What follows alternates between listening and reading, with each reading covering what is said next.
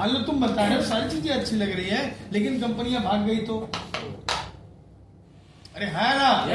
बहुत सारे लोग बोलते हैं कि कंपनी पैसा इतना कैसे पैसा दे पाएगी। होता है सवाल? अरे हाँ होता है ना कि कंपनी इतना पैसा कैसे दे पाएगी। अरे भाई सही है गलत?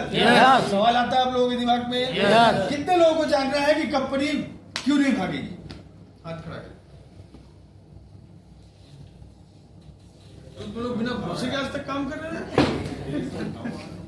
हाँ सर, ये लास्ट वाला खत्म कर लो, क्योंकि अगले सेशन में अलग चैप्टर होगा, इसको रिपीट नहीं करना, छूट जाएगा हमारा।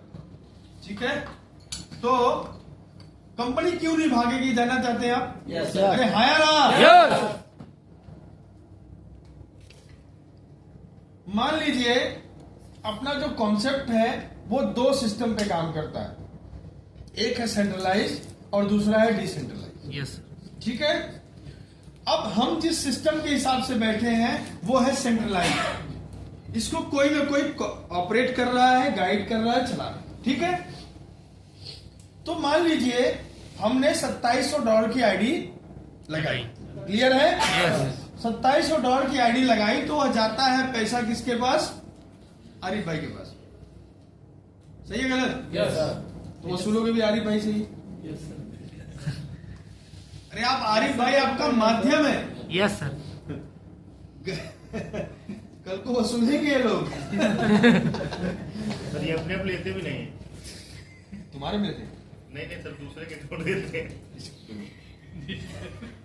कोई जानता ही नहीं। चलो, तो आपने पैसा जो दिया वो जाता है कहीं ना कहीं एक्सचेंज पे, वहां से लिया जाता है डॉलर, राइट? और उस डॉलर को मिथर की वेबसाइट पे डाला जाता है जहां से आपको मिलता है कॉइन। आपने $2700 दिया, राइट है? और $2700 में जो भी उस समय ऑफर है, जो भी रेट है, उस हिसाब से आपको कॉइन। मान लेते हैं आज का रेट $3। क्लियर? और ऑफर में आपने लिया तो आपको 900 कॉइन भी मिल। क्लियर?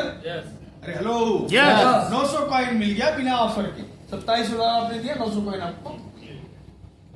अब 900 कॉइन का वैल्यू क्या? $2700। क्लियर? जैसे ही आप $2700 देते हो, कंपनी उसमें से आधा पैसा निकाल लेती है, 50%। किसके लिए? एफिलिएट के लिए। जो आप प्रमोशन करते हो उसमें जो आपको इनकम आता है उसके लिए 50% कंपनी बाहर कर लेती है। बचा कितना? बचा कितना? अब ये 50% आप कॉइन समझो या फिर प्रॉफिट समझो कंपनी। क्लियर? इधर 50% बचा है, लास्ट तक याद रखना। अब दूसरा हिसाब बताने जा रहा हूं। दूसरा हिसाब है डिसेंट्रलाइज। सेंट्रलाइज समझ में आ गया? कंपनी जो पैसा लेती है उसमें आधे का कॉइन देती है, आधा बांट देती है। क्लियर? ओके। अब दूसरा सिस्टम डिसेंट्रलाइज। डिसेंट्रलाइज सिस्टम में हमारी कॉइन एल बैंक पे लिस्टेड है, मैक्सी पे लिस्टेड है, और किस पे लिस्टेड सर? कॉइन स्टोर पे लिस्टेड है, बिट फॉरेक्स। बस 4 ही, 2 को छोड़ दो। 2 इंडियन एक्सचेंज, 2 इंडियन एक्सचेंज को छोड़ दो, क्योंकि इंडियन में हमको शक होता है, राइट है? तो आते हैं हम फॉरेन एक्सचेंज पे। ठीक है, 2 इंडियन एक्सचेंज है, बाकी 4 आपके ग्लोबल एक्सचेंज है। अब किसी भी ग्लोबल एक्सचेंज पे ग्लोबल लोग रहेंगे। Yes sir. अरे हाँ या ना? पूरे विश्व के लोग रहेंगे। आप लोग कॉपरेट करोगे जल्दी समझ में आएगा। तो ग्लोबल एक्सचेंज में पूरे ग्लोबल लोग रहेंगे।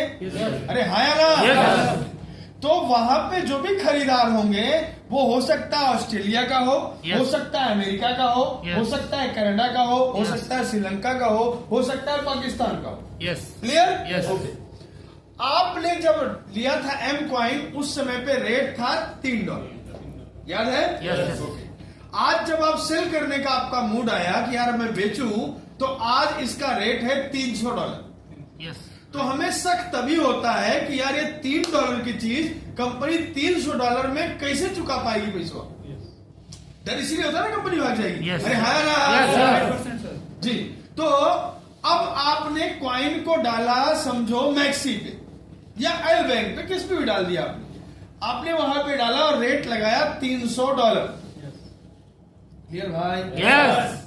अब वहां पे समझो खरीदार कोई व्यक्ति ऑस्ट्रेलिया से है या अमेरिका से है या कनाडा से है या पाकिस्तान का है, उन्होंने कॉइन को बाय किया $300 के रेट पे। यस उन्होंने जो पेमेंट किया वो किसके पास आया? बेचने वाले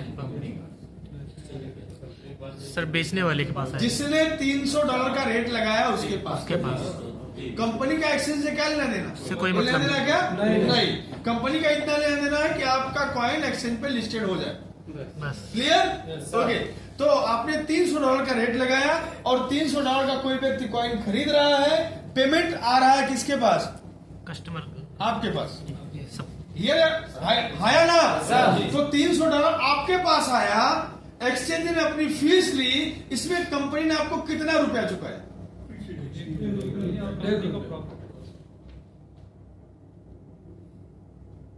किसी कोई शक?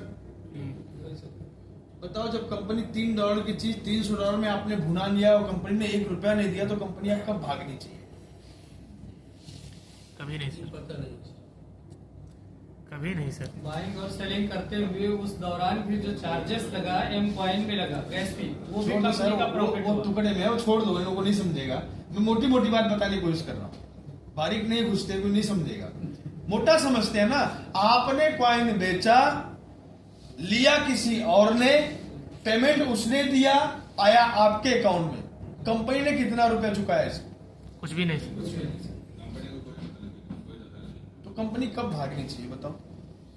अब आओ, बस कंपनी कब भागनी चाहिए? कंपनी को देना पड़ेगा। तो यहाँ देना पड़ रहा है क्या? No sir. अगर अर्थबीट और ट्रेडबीट पे आप जाते हो और कॉइन को सेल करते हो, तो मैं मान सकता हूं कि आपका शक वाजिब हो सकता है कि यहाँ पे इंडियन लोग ही खरीद और सेल करते हैं। कर रहे हैं। बट आप अगर ग्लोबल एक्सचेंज पे जाके चीजों को सेल कर रहे हो और आपको वहां से पेमेंट आ रहा है, तो यहाँ पे किसी व्यक्ति के हाथ में तो नहीं है। अरे भाई मेरे नहीं है। नहीं है ना? Yes yes. तो कंपनी, एक चीज को समझ लो, सुजीत जायसवाल जी जैसे स्टेज पे खड़े होकर बोलते हैं कि मैं एक चीज बोल सकता हूं कि कंपनी बंद होने वाली नहीं है। तुम्हारे अंदर कितना गुर्दा है वो दिखाओ। यहाँ पे मिथर में इतना पोटेंशियल है कि आप नहीं, आपके खानदान में किसी ने इतना नहीं सोचा होगा, उतना पोटेंशियल, उतना पैसा आप कमा सकते हैं। चलो आपका फेवरेट सेशन चालू करते हैं, लंच वाला। लंच करके तुरंत